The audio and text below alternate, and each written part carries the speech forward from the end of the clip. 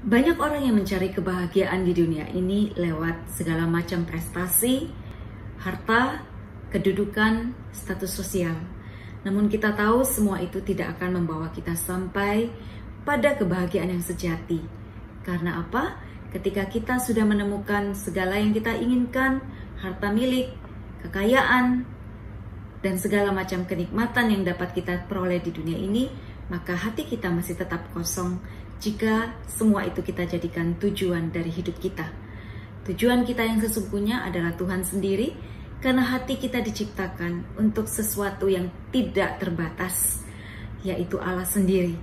Manusia adalah ciptaan yang tertinggi, dan tidak ada ciptaan yang terbatas atau barang-barang yang dapat memenuhi kerinduan hati kita yang terdalam.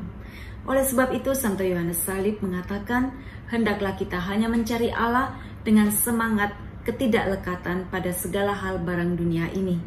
Demikian juga dengan hal-hal karunia rohani ataupun hal-hal adikodrati, itu pun tidak akan dapat memuaskan kerinduan kita, karena kerinduan kita hanyalah untuk bersatu dengan Tuhan. Bukan lewat barang dunia, bukan juga lewat barang-barang rohani ataupun karunia-karunia dan pengalaman-pengalaman rohani, seindah apapun itu juga. Kita patut bersyukur jika Tuhan memberikan kita kesempatan untuk menikmati kebaikan-kebaikan di dunia ini, baik itu harta, makan yang enak, kesehatan, talenta-talenta yang berkembang, ataupun juga pengalaman-pengalaman rohani seperti doa yang mendalam, karunia-karunia Roh Kudus, pelayanan-pelayanan yang bertumbuh. Semua itu patut kita syukuri. Namun sekali lagi itu adalah sarana kita untuk mengabdi Tuhan lebih baik dan berbuat lebih banyak kebaikan bagi orang lain. Hendaklah kita tidak berhenti di situ, tetapi kita terus berjalan. Barang dunia ini, makan enak, rumah yang bagus, mobil yang bagus, dan segala macam perhiasan ataupun barang koleksi kita tidak akan dapat masuk ke dalam hati kita. Sebenarnya barang-barang tersebut tidak membahayakan dari dirinya sendiri buat keselamatan kita, namun yang membahayakan atau yang membuat kita begitu melekat dan dikuasai adalah keinginan hati kita yang tidak terbatas untuk memiliki dan mendapatkan lebih banyak lagi barang-barang harta dunia ini ataupun kekuasaan. Hal itulah yang akan mengganggu kedamaian hati kita, karena kita tahu pada suatu saat kita juga tidak akan dapat memiliki segalanya tanpa terbatas. Karena kita sendiri adalah manusia yang terbatas, kita perlu menyadari bahwa segala sesuatu ini pun ada batasnya. Yang paling penting adalah kita tidak meletakkan nilai kebahagiaan kita pada semua barang-barang atau status di dunia. Karena apa? Keinginan yang tidak terbatas akan menguasai kita, sehingga hidup kita tidak lagi ada di dalam kontrol dan kehendak kita sesuai dengan iman dan akal budi yang baik, tetapi ada di dalam pengendalian nafsu kita. Ketika nafsu kita akan keinginan pada barang, status, dan segala kenikmatan itu yang menjadi tuan di dalam hidup kita, yang mengontrol, maka tentulah kita bisa bayangkan akan begitu banyak penderitaan yang kita alami, relasi yang rusak dengan orang-orang di sekitar kita. Karena apa? Kita bukan lagi mengasihi orang, tetapi mengasihi barang dan mengasihi diri sendiri. Bahkan kita memanfaatkan orang demi mendapatkan barang. Seharusnya kita memanfaatkan barang untuk berbuat lebih baik bagi orang lain. Oleh sebab itu, Santo Yohanes dari Salib mengingatkan kita, hendaknya kita mengosongkan diri dari keinginan-keinginan yang tidak teratur akan memiliki barang lebih banyak, harta lebih banyak, prestasi lebih banyak, status sosial yang selalu semakin tinggi, semakin hebat di mata orang.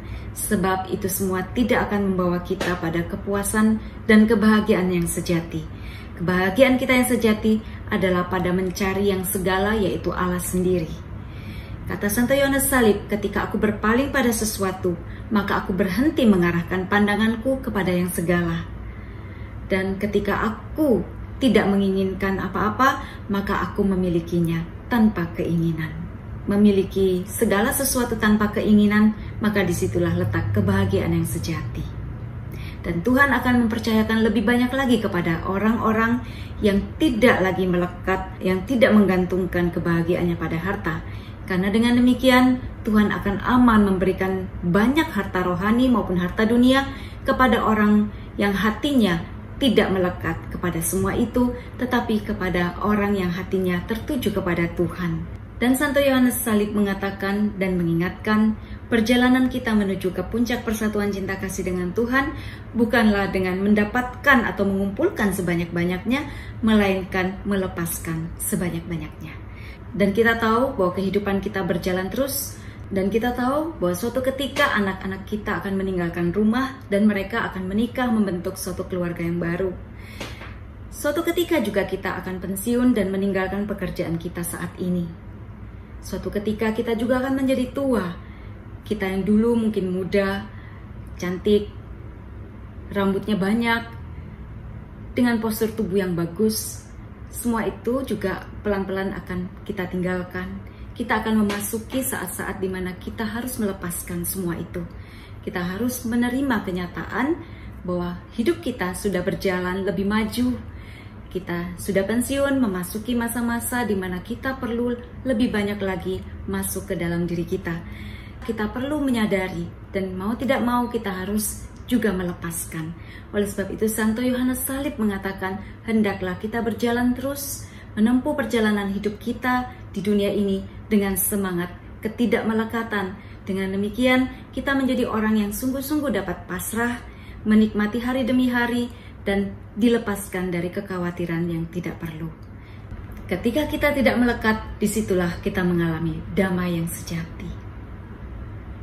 Ketika kita tidak melekat pada apapun, kita menerima perubahan-perubahan yang terjadi baik dalam diri kita, di keluarga kita, pada anak-anak kita, pada kehidupan kita secara keseluruhan, pada pekerjaan kita. Disitulah kita menjadi orang yang bahagia, orang yang sungguh-sungguh mengalami damai dengan diri sendiri, orang lain, kehidupan ini, dan Tuhan. Selamat menempuh perjalanan rohani kita selanjutnya dengan semangat ketidaklekatan pada apapun juga.